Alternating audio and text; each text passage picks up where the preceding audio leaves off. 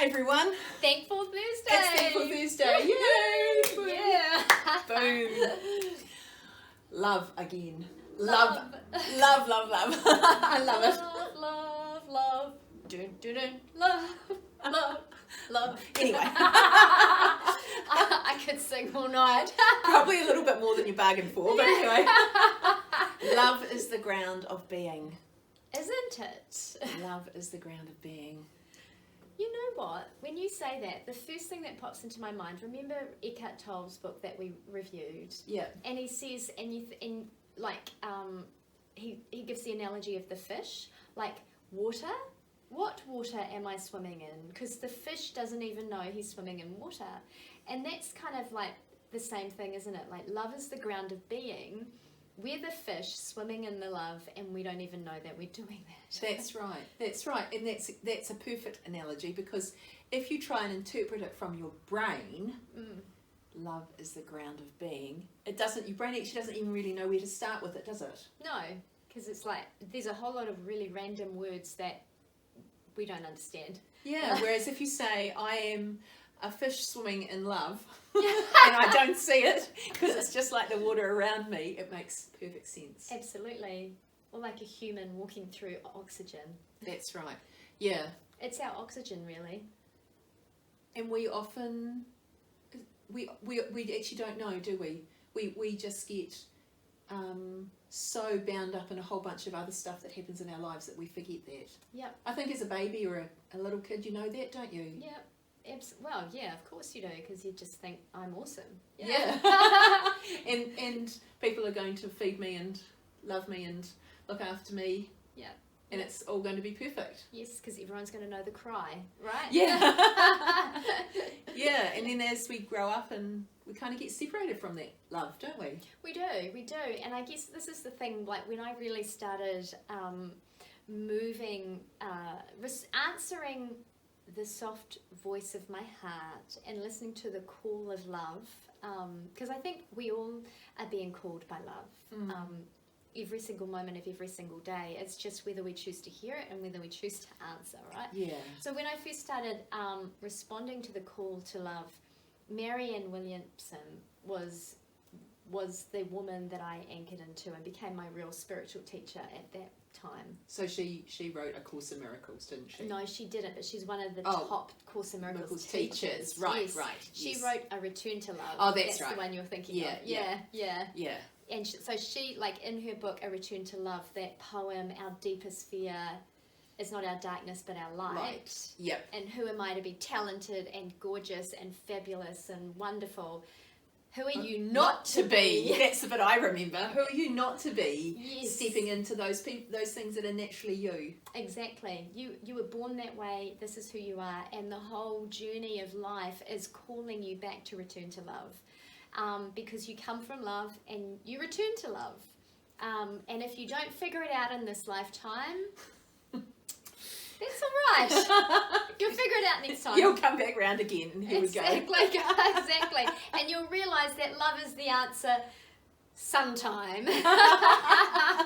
Maybe not. Well, let's hope it's this time round, because, obviously you're interested in returning to love and having that love energy in your body and in your life. Yes, absolutely. Because love is the highest frequency. Well, it's interesting because we've talked about David Hawkins' power versus force and the energy scale, the map of consciousness. That's right. And so love is the highest vibration, but then on his map of consciousness, there's actually higher vibrations than love. So love is like the entry point to being really connected and part of the universal force, really, isn't it? Absolutely. Yeah. All that love energy, driving you onwards and upwards. Absolutely. Yes, absolutely. So if all this is not making too much sense to someone who's listening for the first time, how would you suggest we start thinking about love as the ground of being? Because we're kind of immersed in it already. Our experiences to now have brought us to this place where we kind of go, oh yeah, we completely know what you're talking about. But if this is the first time you've really thought about it, or where would we what would you say to go? Where would you say to go to from here? Ooh, that's a big question, isn't it? Where do you begin? Like when you're standing on the outside looking in, and your life is not filled with love, or you do not feel that love is the message, love is the key, then you're probably at the beginning of your spiritual journey and your spiritual awakening, right? Because I think love is the message through every spiritual path, and love is the destination through every spiritual path. So if you're standing at the outside looking in, then the journey's just beginning, right? Yeah. So the starting point would be, I guess, being willing to take the first step. Yeah.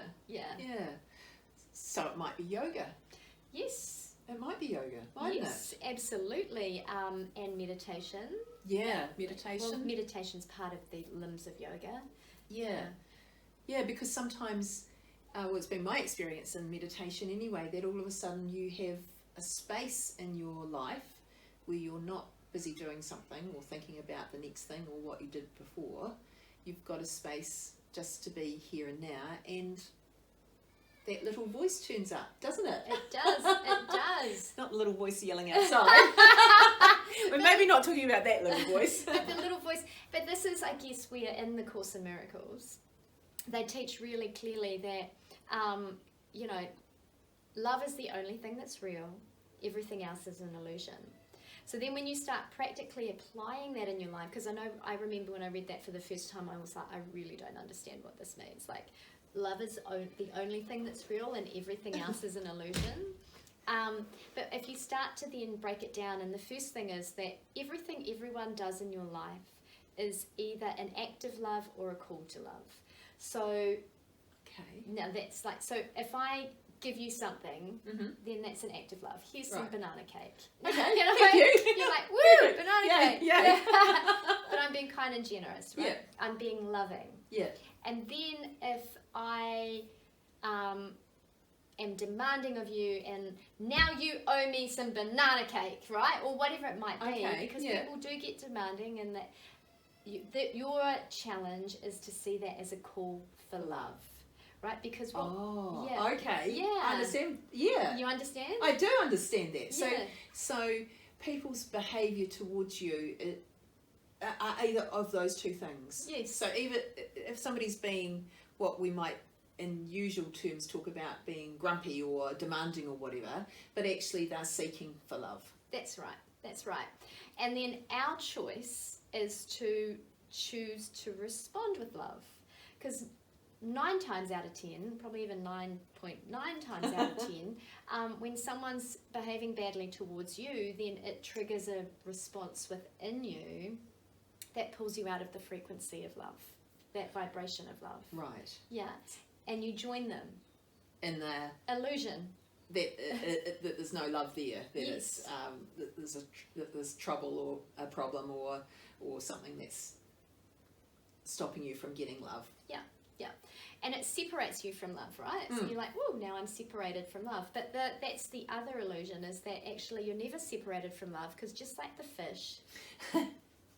It's all around us, just like the air. Yeah, exactly. Yeah. You are swimming in the ocean of love. So it's actually the way that our mind has interpreted what's going on, instead of being open to love. Yeah. And so using, your heart and the love is the ground of being, and actually realising that love is all around and that is all there is, and you're either going towards it or offering it, or separated from it. Yes, but you're never separated from it. No, it's only your mind gives you that illusion. Yeah. Oh, we're quite deep and meaningful this time, aren't we? Well, yeah, because that's really tricky. This is really, these are really deep, big concepts that, are broken down in A Course in Miracles, are broken down in yoga, in the yoga philosophy, that, I don't know, you and I have been studying for a very long time, and I know that it took me many times of having to return to the philosophy over and over and over again to begin to even understand it and then even apply it in my own life. But then that is just what the spiritual path is all about, isn't it? That you're taking those steps to learn some more, and even if you feel like you're backsliding, you're not really, because you've already taken those steps and you're delving more into into how life really is. Yes. Yes. Yes. Because all the rest of it is an illusion. Exactly. Like, you know, when your boyfriend's an I was going to say an asshole, and I just well, just pretend that was expletive it out. But, you know, when your boyfriend's a jerk or not a very nice person, like, that's just a call to love. And when you join him in that place, then both of you have separated from love, but you haven't, because you never do. But then the opportunity is to return to love, right? And then at any point, one of you can choose to be loving and forgive and offer love instead of like staying in the battlefield, battling it out.